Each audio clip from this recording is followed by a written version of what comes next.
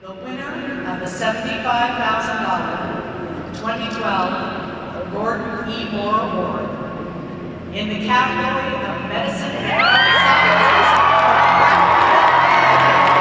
Jack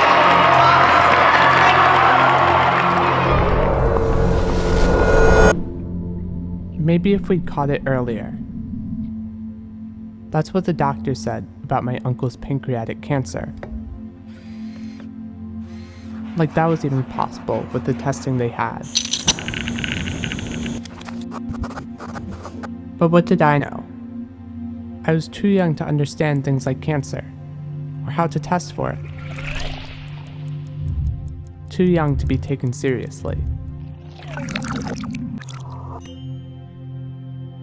199 experts told me I was too young, that they didn't have time for my little science fair project.